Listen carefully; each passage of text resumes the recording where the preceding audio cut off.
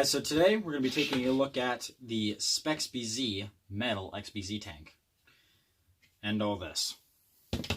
So Spectre's Nerf Workshop, or Spectre by he's named now on Instagram, he wanted more XBZs in Australia, and XBZs are very hard to come by down there, so he decided, hell with it, I'm going to make my own tank.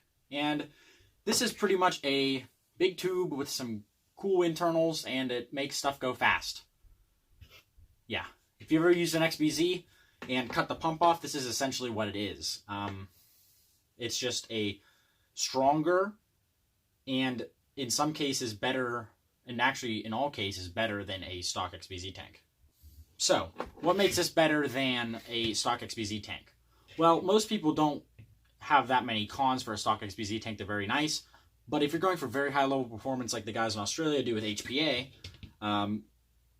these tanks can withhold, I think it's over 100 PSI of pressure easily. I think it might even be 120. I'll have to check, if I remember to check. But a stock XBZ, you don't even want to push it above 80 because it could start to burst and blow up. This thing's going to handle 100 fine. So you can get a lot better FPS and just a lot better performance with this tank right here. And to make it work, since it doesn't have a blast button like a standard XBZ, you have to have an MJV03 valve. If I can show you right there, that's what it is.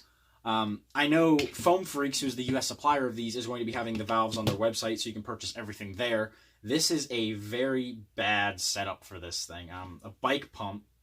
Bike pumps are fine. The pump is fine.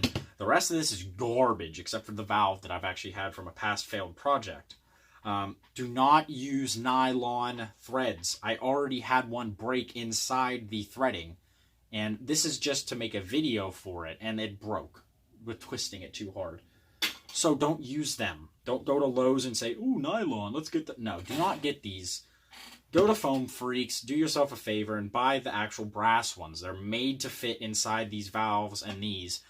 Spectre designed them to fit around those valves, so they're going to work a lot better than cheap store-bought stuff. So the way this works is a very simple way of thinking it. I actually learned this from Spectre a couple years ago. Your pump goes into the base of the MJV03 opposite of the trigger. This is your trigger mechanism right here, so when you pump it up, this is what releases the air. And then you have another feed going up here to your tank. You can also add a pressure gauge. I believe it's in this section right here. I don't have any to test out right now. But if you want to have a pressure gauge so you can tell what PSI you're getting to, I believe it goes right here because it'll catalog the pressure from the tank to the valve. And that's where you want it to read. You don't want it reading here because it'll be nothing. So simply you just pump this up, or if you're using HPA, you do that. Now if you can hear that, that's why you don't use nylon. These have a lot of leaks in them stock, and even with a crap ton of Teflon tape, they don't hold air that well, but for a video they'll work. So the front of this thing is not acceptable to a lot of things. If I believe right, it is a 1/2 inch coupler that fits on the front of this, and that means you have to make an adapter to fit brass into. Luckily, I have a bent piece of 9/16 that's flared outwards, and it kind of works. Not really, there's still some wiggle room, but if I hold it tight enough, it gets a decent seal. You want a perfect seal on stuff like this, but for now it's okay, because Jank Nation is the best way to do reviews. This is how we're going to do it. Janky setup for a janky video. Dart catcher's right there. If you guys want, I'll make a tutorial on how to make some of that. It's really easy. We're going to start with the Elite darts. I'm just going to twist them in the barrel. Stop autofocusing. Yeet. There you go. And I'm just going to hold this here and do something like this. Alright, that could have been better. Let's see it again. I'm going to keep this uncut, because if this is how you want to run this in a war, you totally can. Wouldn't recommend it, but you can.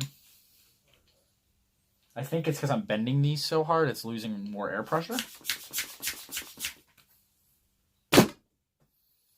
I had a really good shot before I turned on the camera. I think it's because I'm bending them that it's not getting as much pressure. That's definitely the reason, but we're going to keep going. That's still getting some pretty good numbers right there. So this is the first worker, Stefan.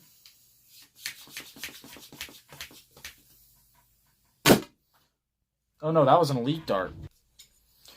Now these came back, Spectre said he was making these in July, and they came for pre-order, and they took a while. They took about 4 or 5 months to get 400 of them made, because that's the opening quota. Another one. That was a worker, Stefan.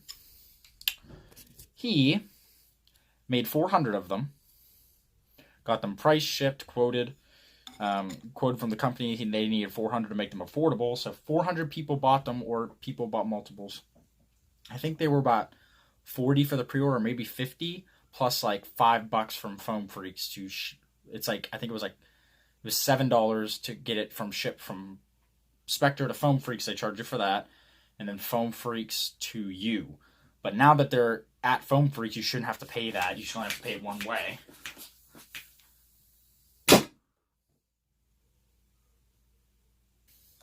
Last Stefan. Now this is a piece of brass with some 9/16 hammered on with barely any seal, and it's hitting those numbers. Now if I try to, maybe I'll just shoot at this wall to show you how hard this is hitting.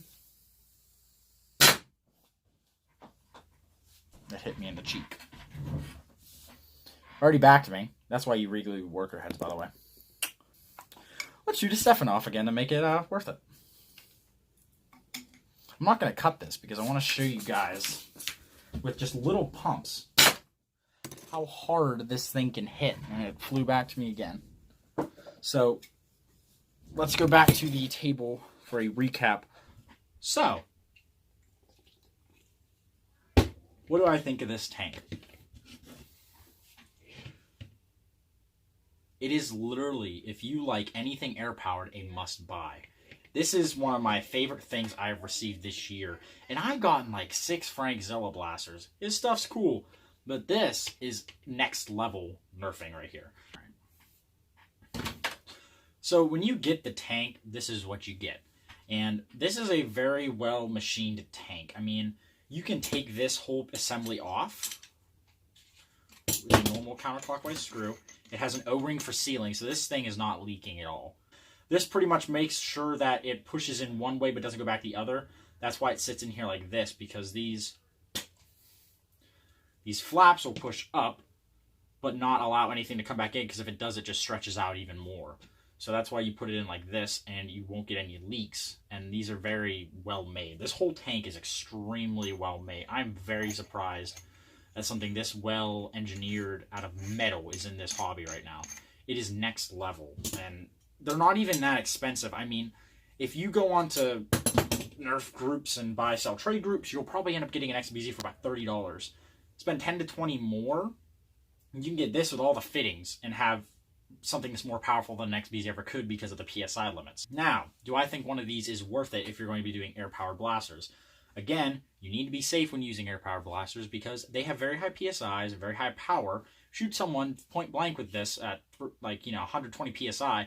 This thing will make people bleed. It's powerful. It's pretty much a modernized Titan that's easier to make and build stuff with. So, like, be careful with these. They're not for, and this is definitely not someone who just got into the hobby. I mean, it's easy stuff.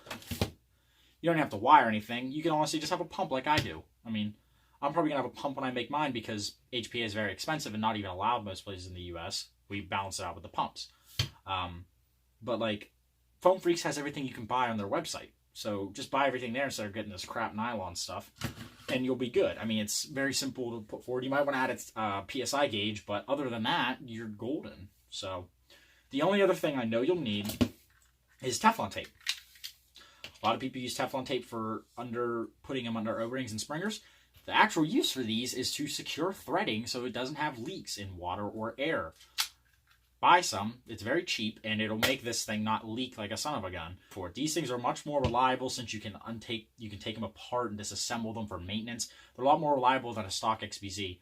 If you get dust in a stock XBZ, there's a 50-50 chance your tank's dead, and there's not really anything you can do about it. This thing is very well thought out by Spectre. He knows what he's doing. He knows what we need for this to work.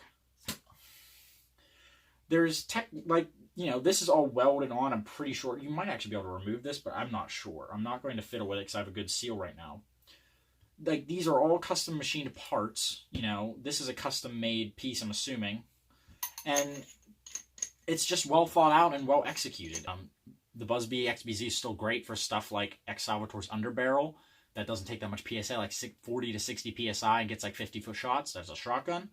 This is meant for sniper rifles, pretty much. Liam has used these in a sniper rifle, and they get over 200 feet. These things are insane when they're modded right, and Liam knows what he's doing. That's why he made these tanks. For the final time, I'm going to say yes. Go buy this if you're interested. I'll put a link to Foam Freaks down below where you can get it. And even with something like this, that was easily getting about 200 FPS with... When you get the right couplers and you actually get an air seal on here, get a nice brass breech, get a scar on the end, this thing is going to go nuts. And I cannot wait to build something with this. I have something in mind, but I need to get this thing done first. I need to do a few more things, and then I have one more build to do so I can use my tsunami cage. And that shouldn't take long, because I've actually already done one. I need to do another. So, that is going to be all for today. If you guys like this review of the XBZ, please like, comment, subscribe. And as always, have a great day.